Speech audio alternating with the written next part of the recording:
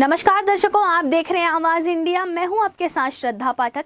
Bhim army chief Chandrashekhar Azad एक दिवसीय महाराष्ट्र दौरे के तहत आज मुंबई पहुंचे हैं। उनके दौरे को महाराष्ट्र में होने वाले विधानसभा चुनाव की तैयारियों से जोड़कर देखा जा रहा है। भीम आर्मी चीफ और उत्तर प्रदेश के नगीना से सांसद चंद्रशेखर आजाद आज महाराष्ट्र के एक दिवसीय दौरे पर पहुंचे हैं। आज मुंबई एयरपोर्ट पर पहुंचने के बाद राज्य के पदाधिकारियों और कार्यकर्ताओं के नारे लगाकर गर्मजोशी से स्वागत किया। मुंबई में उनके आगमन पर कार्यकर्ताओं ने भारी जोश और उत्साह देखने को मिला। लोगों ने गुलदस्ते और डॉक्टर बाबा साहेब आम्बेडकर के फोटो देकर मुंबई दौरे के लिए आभार प्रकट करते हुए जोरदार स्वागत किया।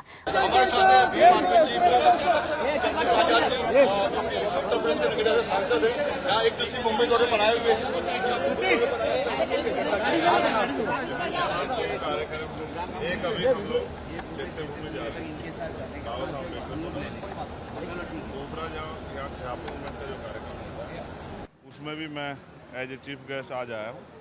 वो एक बड़ा कार्यक्रम, मैं यहाँ की कमेटी का बहुत धन्यवाद करता हूँ कि उन्होंने मुझे मौका दिया। फिर उसके बाद उनके जो स्पीच का कार्यक्रम होगा, उनका जो एक वो यात्रा निकलती उसका, उस दोनों कार्यक्रम में मैं शामिल हूँ।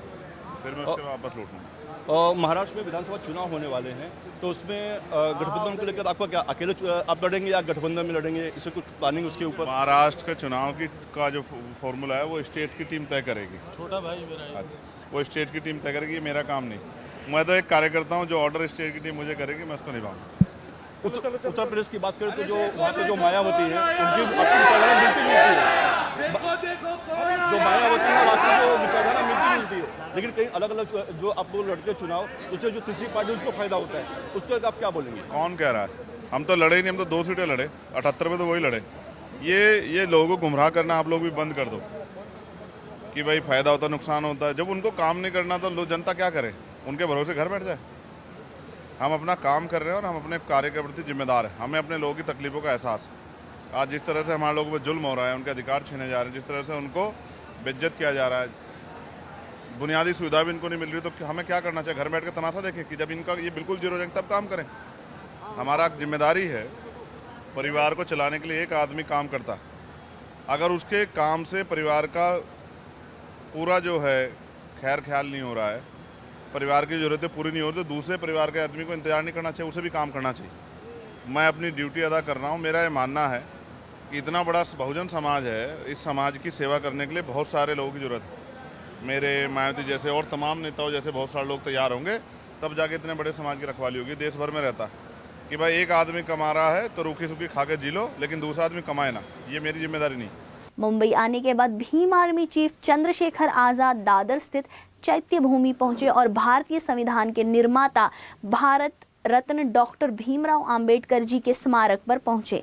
वहां फूल माला अर्पित कर अभिवादन किया और आशीर्वाद लिया और दौरे की शुरुआत में ऑल इंडिया खिलाफ कमेटी द्वारा आयोजित एक कार्यक्रम सहित ईद ए मिलाद के कार्यक्रम में हिस्सा लेंगे।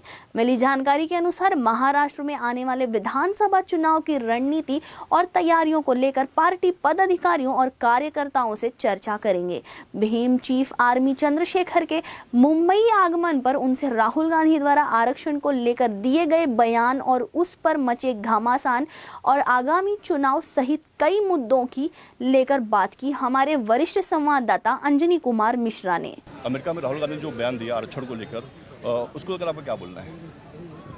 मेरा बोलना ये है कि जब तक हम लोग हैं तब तक तो किसी में इतनी हिम्मत नहीं है कि जो पूना पैक्ट बाबा साहब के साथ हुआ था, अगर किसी को इस पर चर्चा करनी है तो वो हम लोग तैयार हैं अम्बेडकराइट कि वो पूना पैक्ट पे हमसे चर्चा करें और कम्युनल अवार्ड हमें लौटा दें और जो इसके एवज में हमें मिला था उसको रख लें। लेकिन जब तक इस देश में जाति के आधार पर गैर बराबरी है, जब तक इस देश में हमें बराबर की हिस्सेदारी हक नहीं मिलते हैं, जब तक इस देश में आर्थिक आधार पर गैर बराबरी है, तब तक इस पर कोई भी टिप्पणी करके, चाहे राजनीतिक लाभ के लिए या अपने कुछ चाहिए तो खुश करने के लिए कोई भी भाषण देता तो उससे कोई फर्क नहीं पड़ता।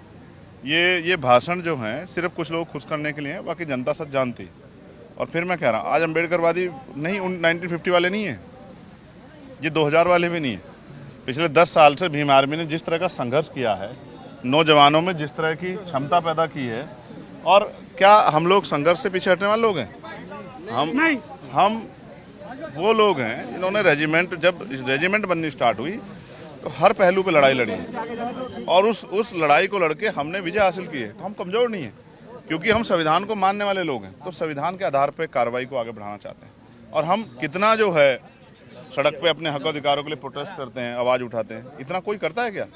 क्यों करते हैं? मजबूर होकर करते हैं। फ्री में नहीं जाता कोई, किसी पे समय नहीं है कि वो जाके सड़क पर प्रोटेस्ट करे। अन्याय अत्याचार होने पर न्याय नहीं मिलता है, जो अधिकार हमारे उन पर कब्जा है, कुंडली मार के बैठे हैं, वो अधिकार हमारे लोग तो नहीं पहुंच रहे हैं, तो तब आवाज उठानी पड़ती है। इतना नैतिक चरित्र नहीं है सरकारों में, पार्टियों में, नेताओं में कि वो गरीबों को उनके हक पहुंचा दें।